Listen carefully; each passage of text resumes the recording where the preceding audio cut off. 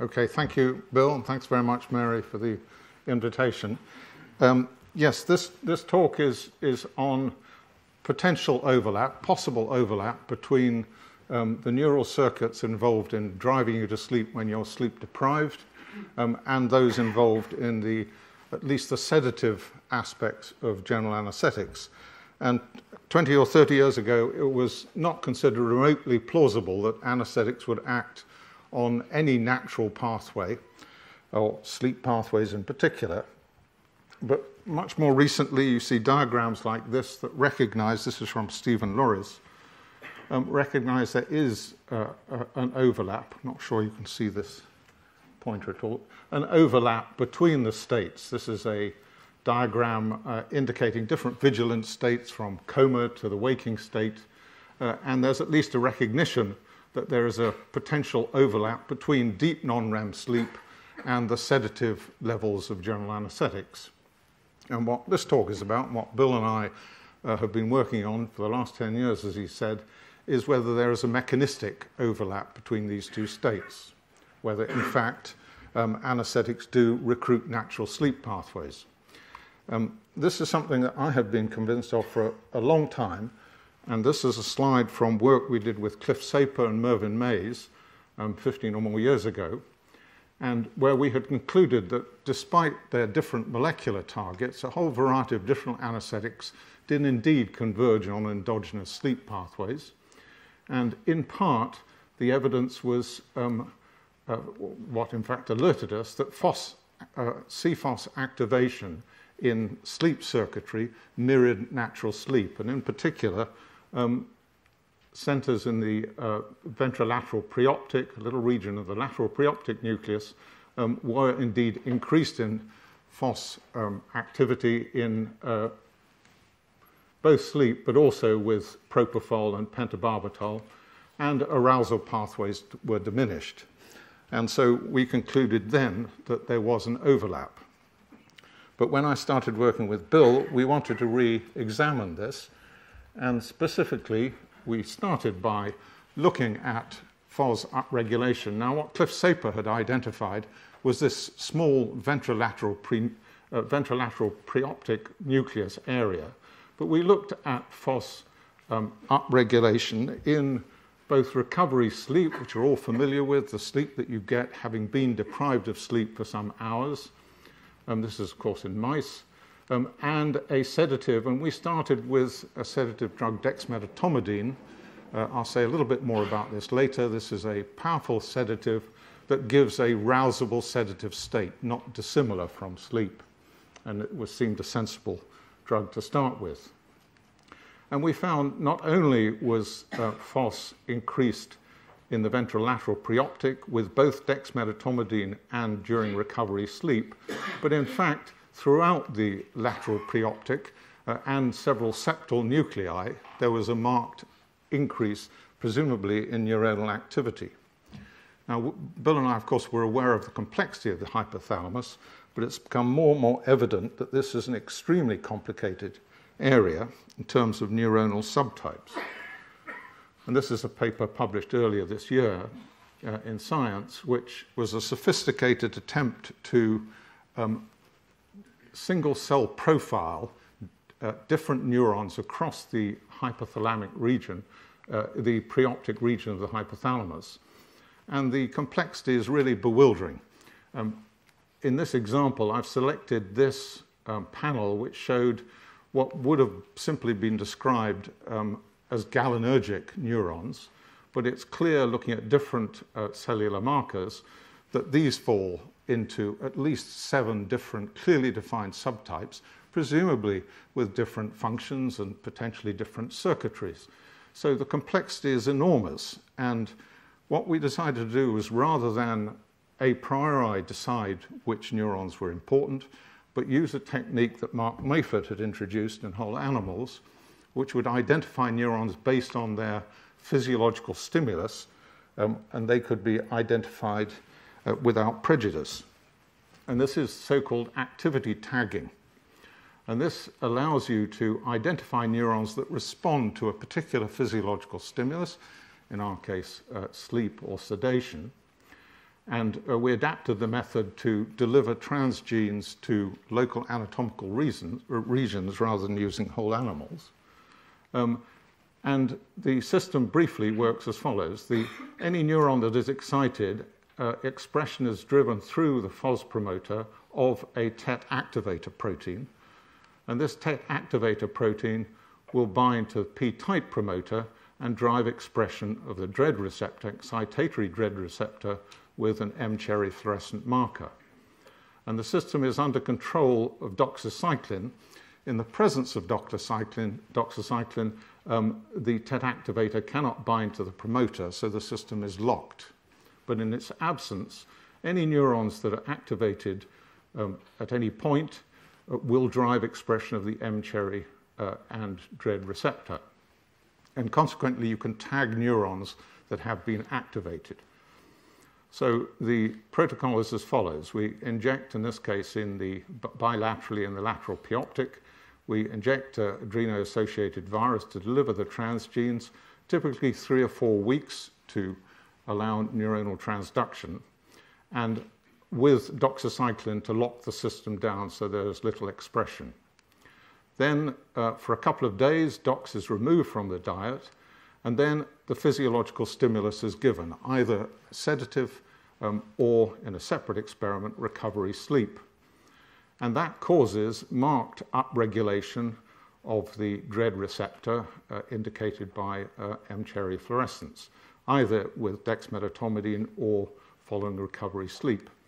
Then the system is locked again with dox, and 4 or so days later, we give CNO, which drives excitation of the neurons that have been activity tagged. Now, the two stimuli that we're given, dex and recovery sleep, let me say in a bit more detail, well, briefly. Dexmedetomidine is an imidazole drug. It's much more widely used now than it was when we started. It's a very effective sedative, but it gives, unlike a benzodiazepine, a sedation where patients can be roused by a modest stimulus. It will produce powerful delta waves, as you can see on the left, not too dissimilar from deep sleep. At high concentrations, it will produce loss of consciousness or loss of writing reflex, but we're talking about levels that produce sedation, so a deep sleep-like state. And it's derived from drugs like clonidine and xylazine. It's a highly selective alpha-2 adrenergic agonist, and it exerts its sedative effects on alpha-2A subtypes of those receptors, so it's a very selective drug. Recovery sleep, there's one confound here that it's almost impossible, I think, to deprive an animal or a human of sleep without inducing some level of stress. And so it's important to deprive sleep with the minimal stress that you can. The way we do it is we present the mice with a large chunk of Lego or some toy like this, and it will come out and investigate this for an hour or so. An hour later, we'll put something else in the cage, a marble, and it'll investigate that, and so on. Another hour later. So for 4 or 5 hours, you can deprive the animal. It's sufficiently interested in this novel object that it will stay awake 100% for several hours. We then let the animal sleep, and it moves into this recovery sleep lasting several hours. So the stimulus then in this experiment is this. We'll talk about recovery sleep first. So sleep deprivation, recovery sleep. The animals, of course, move minimally, and by definition, there's a large increase in delta wave activity compared to control. That's the stimulus given. 4 days later, we give CNO to these animals, compared to animals that have not been induced to sleep deeply. And we found remarkably that CNO almost completely recapitulated the effects of the stimulus. That CNO will have virtually no effects on its own at the dose we use, but it will induce this deep recovery sleep. The animals stop moving, and of course you get large delta wave activity. Now, this says something very straightforward, and that is just those neurons in the lateral preoptic, that's the only place the virus has been injected, are sufficient to induce the recovery sleep that was the initial stimulus. So the recovery sleep is completely recapitulated. Now, in these same group of animals, but a month later, where the dread receptor has by now dissipated, but the same neurons have been transduced, we repeated the experiments, but with dexmedetomidine. Dexmedetomidine, as I've said, gives a powerful sedative, non-REM-like state. The animals pretty much stop moving completely, and you see this large delta wave activity. And again, in this group of animals, when we gave CNO a few days later, we get a largely recapitulated sleep-like state. And because these same neurons have been transduced in both the previous experiment and this one, tells you there must at least be overlapping anatomical groups of neurons, if not the same neurons, responsible for these effects. Now, in the work I did with Cliff Saper and Mervyn Mays, we concluded that all of these drugs, nonetheless, were impinging on pathways where GABA receptors were very critical, because you could affect responses with GABA antagonists. And so we investigated the extent to which GABA receptors were involved in this response. And in these experiments, we used a VGAT-floxed mouse, where the GABA vesicular transporter could be eliminated from a cell by using a virus which delivered Cre. And it just removed this exon from the GABA vesicular transporter. So we could eliminate GABAergic transmission across the region that we were interested in, the lateral preoptic. And in contrast to the control, so here is controlled dexmedetomidine, producing powerful delta waves and long-lasting non-REM sleep, something I've just shown you a minute ago. In the animals in which we'd removed GABAergic transmission in the lateral preoptic, the effect was very dramatic. For the first 20 to 40 minutes, we could largely eliminate the effects of dexmedetomidine, but after an hour, it was back to normal. So the conclusion was that GABA receptors clearly must be important for the initiation of dexmedetomidine sedation, but not its maintenance. Some other circuitry must be involved.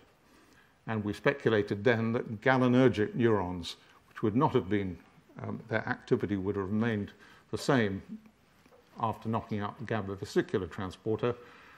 We thought this might be somehow involved here, and I'll come back to that point in a few minutes. Now, when we submitted this for publication, a reviewer, who might even be here, I don't know, but a reviewer said, this is all fine, but you've ignored the effects of temperature. Both recovery sleep and dexmedetomidine cause hypothermia. And that wasn't a very welcome suggestion that we repeat all our experiments, but this time measure temperature. But actually, it was a very good suggestion. Dexmedetomidine and recovery sleep do indeed produce marked hypothermia, a significant clinical problem, which I'll come back to.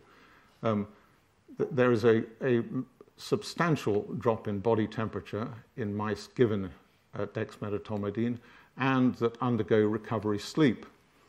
And so we did what the reviewer suggested, which you always have to do these days, to repeat the experiments. We measured temperature and we gave CNO, and we found that indeed the stimulus, which of course included both sleep and sedation and hypothermia, these were also largely recapitulated when CNO was given.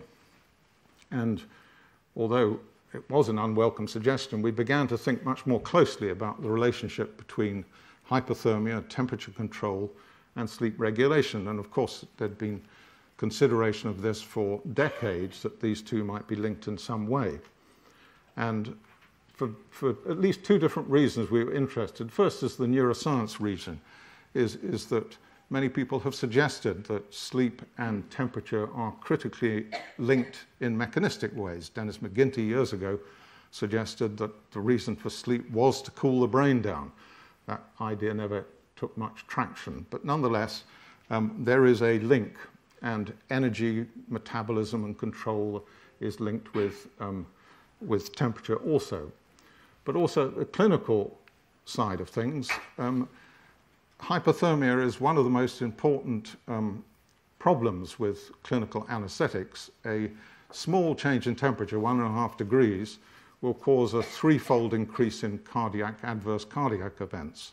So if it was possible to sedate and anesthetize patients without hypothermia, that would be a huge advantage. So we were curious as to whether these were separate circuits or the same circuit. And so we wanted to do a new set of experiments in which we induced cooling in the animal to see whether that was linked to sleep. And to induce an animal to cool, of course, thermal regulation is as homeostatically important as sleep and hunger and thirst. It's another homeostatic drive. And the way to get an animal to cool down is to warm it up. If you challenge a mouse with a thermal stimulus, it will respond by cooling. So the plan was to present the mouse with a warm thermal stimulus that would trigger a homeostatic cooling, and to see if accompanying that cooling we got sleep. And we would use the activity tagging method that I've just described. The first thing is to check, I mentioned stress. It was important to check that the thermal stimulus that we planned to give, which was a brief 10-degree increase in external temperature, was not stressful. And Ed Harding, who is here, led these experiments. And the plan was to give the mouse a choice between its normal temperature, ambient temperature of 22 degrees, and the stimulus we planned to give, 32 degrees. We presented it with this nesting material in the middle and gave it a choice as to where it would want to make its nest and go to sleep. And almost 100%, the animal chose the elevated temperature. So this was just to show this is not a stressful stimulus. It's actually a preferred temperature for these mice. So we performed these activity tagging experiments, but this time with a thermal stimulus. FOS is upregulated across the preoptic, particularly in the median preoptic. You can see here in response to this warm stimulus. And so we concentrated on the median preoptic nucleus. The experiments I described previously, by the way, we also repeated in the median preoptic with broadly similar effects. And we used the same two transgenes, but this time injected on the midline. So these experiments, the activity tagging, was conceptually identical to what I've just shown you, except the on docs for 4 weeks and then off docs, then the stimulus. And then later, on docs, we look at the effects of CNO. The stimulus then is the mouse is placed in a box at its normal temperature of 22 degrees, or it's placed at 32 degrees. And during this stimulus, just look at this central panel that summarizes it, there is a very small, few tenths of a degree, average increase in core temperature. And we cannot rule out absolutely that the effects I'm going to show you are not due to that small increase in core temperature, but it seems to us unlikely, given there's a very large increase in the surface temperature of the mouse in the skin here on its head, and the tail warms up hugely because this is the way the animal dumps heat when it's trying to cool down. During the thermal stimulus, there is a waking EEG. The animals move around normally and the animals are awake. Now here's what we found, that there was, as I say, large upregulation across the median and the medial preoptic. When we gave CNO, we got the expected cooling. Strong hypothermia due to whatever circuitry the mouse was activating to cool itself down. But importantly, we did indeed induce sleep. There was powerful non-REM sleep as soon as we gave CNO. So these are in a group of animals that have only seen a warm stimulus, and the triggering of the homeostatic response to cool them down also makes them sleep. And so it was a highly significant increase in non-REM sleep. We looked in detail at the population that we were tagging and did a range of double labeling experiments looking at the co-localization of the dread receptor and its M-cherry marker with a battery of different genetic markers. Can't even see from here what they are. Cholinesterase transferase, somatostatin, calretinin, parvalbumin, all were negative. However, we saw strong co-localization with both GABA receptors and with NOS1, with nitric oxide synthase, which the Allen Brain Atlas has a highly concentrated expression of NOS1 mRNA on the midline, and we found the same thing with our own in situ experiments. And so we were interested to determine whether of these two cell types, NOS1, which were all predominantly glutamatergic, and GABA neurons, which was responsible for the hypothermia and sleep. And so we extended these experiments to make the activity tagging cell type selective. So this is done by using Cre lines, which are expressing Cre in certain populations of neurons, but one of the transgenes, the TET activator, is the same. The other one is so-called flex vector, which has been switched round. So it is activated and can be activity tagged only in neurons that are Cre positive as well as being FOS positive. And so using VGAT Cre mice, we could activity tag selectively. Oh, have I got the right one here?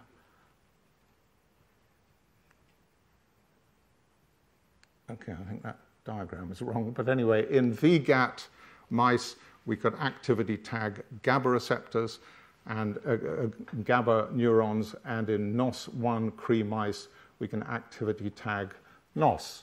No, it is right, actually. We activity tag NOS neurons. So here's what we found. We found the expression in the two Cre lines somewhat different. I can't see very well here, but I believe in the NOS neurons there was pretty widespread expression of the dread receptor. In the VGAT, it was more distinctive on one side than the other, and I can't quite see which at the moment. But anyway, you can see a differential distribution. When we reactivated these two Cre lines, we found marked hypothermia in the NOS1 animals, in fact, exactly equivalent to that when we did non-cell type selective tagging, and much, much less hypothermia in the GABA Cre lines, suggesting that this effect is driven mainly by the glutamatergic NOS1 positive neurons. Both, however, induced sleep. So both lines cause sleep to the same extent as the non-specifically pan-labeled animals. You've got marked non-REM sleep in response to CNO, but I repeat, only the NOS1 predominantly neurons drove hypothermia. So we have an extremely simple, tentative circuit diagram here to explain this, or summarize it. And this, I should stress, is in response to skin warming. I'll come back to whether the same circuitry is involved in homeostatic response in a second, but this is what we've done. The stimulus is skin warming. It's known there's a glutamatergic projection from peripheral warm sensors. It goes through the lateral parabrachial, and we're suggesting it converges on the median and medial preoptic neurons that we've identified in the hypothalamus and the preoptic. And these glutamatergic neurons then drive two separate pathways. One that drives sleep, potentially inhibiting arousal nuclei like histaminergic tubermammillary nucleus, and there's a separate pathway that causes body cooling through mechanisms that have been established by others. And this connection between brain temperature and slow wave activity deep sleep has, of course, been known for a long time, and this is from Eileen Tobler 20 years ago. And you can see the swings in, this is a 24-hour cycle, so these aren't quite as fast as they look, but this is 24 hours, but swings in brain temperature corresponding to periods of non-REM slow wave activity. What wasn't known, of course, is whether this is cause or effect. Is the brain cooling because there is slow wave sleep and hence lower metabolic activity, or are they intimately linked? Is some circuitry driving both? Well, at least in the case of the response to skin warming, there is a circuit that drives both hypothermia and sleep together. Whether exactly the same pertain for homeostatic response, we'll have to find out. Now, we wanted to extend this work, and I'm just going to show some unpublished work in the last few slides. In this region, and I mentioned this earlier with dexmedetomidine, there are a large number of these GABAergic neurons release galanin. So neuropeptide about 30 amino acids long. And work done by Ying Ma, we used a galanin-free mouse and a vector such that in local regions, here again in the lateral preoptic bilaterally, we could ablate all galaninergic neurons. And this can be done extremely effectively. All galaninergic neurons in this region are effectively ablated. And she found a dramatic response on both the hypothermia caused by dexmedetomidine, this is dex injection. There were changes in baseline temperature control, which I don't have time to talk about, but the temperature of these animals is somewhat elevated. But in the first hour or so, the actions of dex is pretty much unaffected. This was the region which was knocked out by eliminating GABA transmission. But thereafter, eliminating galaninergic transmission in these neurons, you can see the effect of hypothermia is really dramatic. So as we had suspected, this maintenance of dex sedation, or at least hypothermia in these data, can be accounted for by galanin transmission in some way. Now, the very interesting thing we found also is that eliminating galaninergic transmission massively affected homeostasis. So this is cumulative sleep loss. In normal animals, sleep deprived for 5 or 6 hours, they will lose 3.5 hours of sleep. But in normal animals, and this is the simplest definition of homeostasis, this is recovered over, in this case, pretty much within 24 hours. But in these galanin-ablated animals, sleep recovery is greatly reduced. There is some sleep recovery, but it's much diminished. So the homeostatic response of losing sleep clearly requires some sort of galanin transmission in the circuitry. And the purist's definition of sleep homeostasis has to do with the extent to which the increase in delta power following sleep deprivation is eliminated or not. And as you see here, galanin eliminates that response also. So homeostatic response and galanin are linked, and I see from the program that we're going to hear more about that a bit later in zebrafish. I want to talk briefly about some unpublished, some unpublished work that shows there is another axis of interest, certainly work we're doing on, which started by accident, which relates sedation and sleep.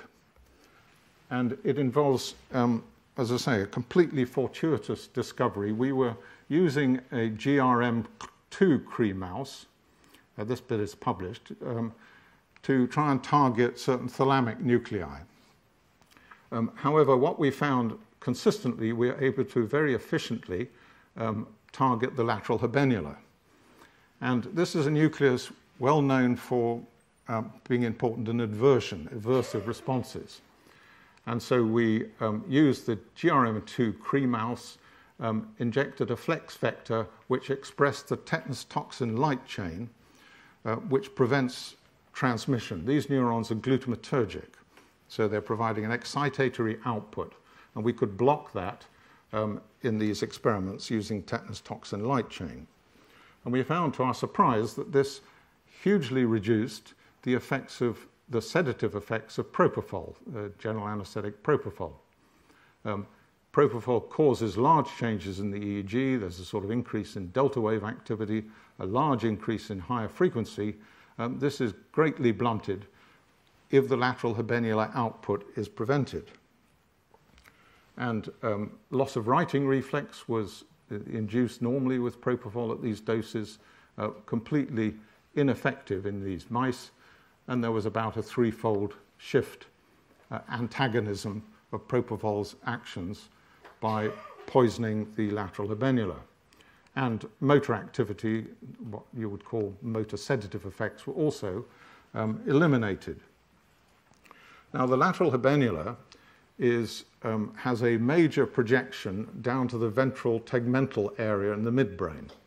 And this is a region that we became interested in. This projection is known to excite GABAergic neurons in the ventral tegmental area.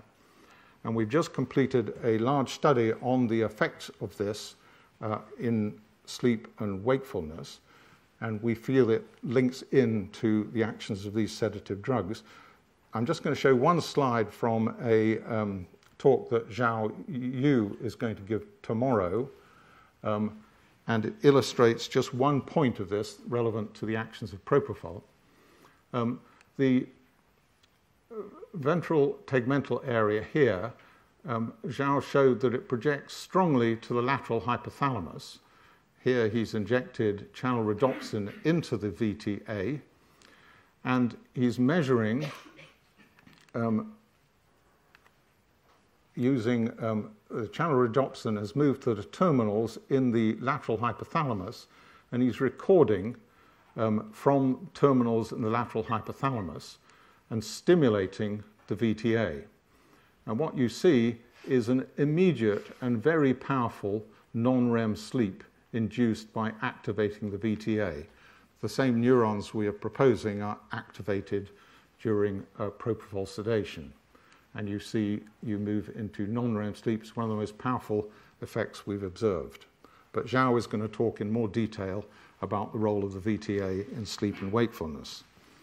So I think my time is more or less up. Anyway, I've finished. So I want to thank a number of people. First and foremost, Bill Wisden. We combined our labs 10 or so years ago, and you've already seen him. Valentina Ferretti and Zi Zhang did the work, or led the work, on the activity tagging on Dex and recovery sleep. Ed Harding led the work on the tagging on temperature.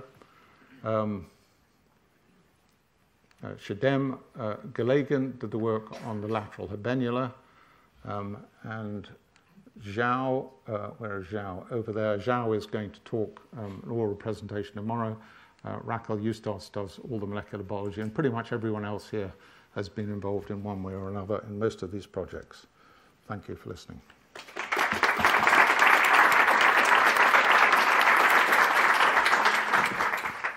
Okay, thanks, Nick, for finishing exactly on time. So we've got 5 minutes to take some questions.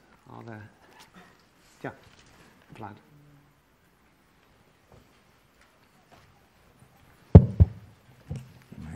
Thank you, Nick. When you are talking about, when you are comparing recovery sleep and Dexmedetomidine induced state, I mean, it is not sufficient just to observe slow waves in both cases, because recovery sleep actually has an important property of dissipating sleep need. So what about slow waves induced by Dexmedetomidine? Are they homeostatic at all? Are they, could you repeat the last? Homeostatic. So if you induce the state, does it dissipate? Yes. Oh, so good question. So can you pay off sleep debt by using dexmedetomidine. We've tried really hard to do those experiments and just have failed. I mean, somebody did try for several months in the lab to do exactly what you're suggesting, and we just never got good enough data. So it's a very good suggestion. We've tried to do the work, but we haven't been able to. So I don't know the answer. Is it too early in the morning? What's more questions? Okay. Yeah. Hi, Nick, great stuff. But I was curious about the communication between the NOS glutamatergic neurons and the downstream sleep pathways. Do you know if they are through glutamate or nitric oxide, by volume transmission or synaptic? Okay, so the question is whether the NOS1 is actually relevant to the mechanism or just a marker? Exactly. Yes. Yeah. So if you know which is the neurotransmitter. Yes. Well, we know they're glutamatergic, and it would be naive to suppose that that's the major primary route. Because they're glutamatergic, we could, in principle, and I think should, repeat these experiments with VGlut2 as a marker and see the exact role of glutamate as opposed to NOS1 being a marker. So again, I don't know strictly the answer to that question. So do you know if nitric oxide is involved? No, we don't know. Yes, please. It's a relatively simple question, but dexmedetomidine is an alpha-2 agonist, and I barely heard any word about the alpha-2 receptors in your talk. I mean, you used it much more like a tool to induce sleep, but I was wondering, I mean, you must know on what level of the circuitry it works in terms of this preoptic area, or is it like through the locus? And then I was just wondering. Yes. Okay, good question. Where does DEX actually work? So conventionally, it is believed that DEX, of course, it's known to work on alpha-2A adrenergic receptors. That's absolutely clear. And there was a lot of evidence that worked in the locus coeruleus on autoreceptors. However, although I didn't show the data, in that paper of Zhang's, we found that at sedative levels of DEX, if we knocked down alpha-2A receptors in the locus coeruleus, had no effect on sedation, but it did affect loss of writing reflex. So how DEX works for sedative effects is unknown in our view. It isn't the locus coeruleus, at least we don't think it is, but which alpha-2 receptors work. Of course, it's an inhibitory response, so it's probably disinhibition somewhere, but we don't know that either. Yes, Jason. I can just say very loud. American, yes. Hey now. The galanin cell deletion experiment, do they have other phenotypes, either in body temperature regulation or baseline sleep? They have no effects on baseline sleep other than fragmentation. They do affect, there's a clear effect on temperature regulation, that there's an average elevated temperature, and the swings, the circadian swings in temperature are more marked. And the fragmentation, Bill, you'll have to remind me, is mainly during lights. Yeah, they have a more pronounced sleep-wake fragmentation. Yeah. I think throughout the 24 hours. So Throughout 24 hours, okay. Okay, well, thanks, Nick. I think we have to move on to the next speaker. Thank you.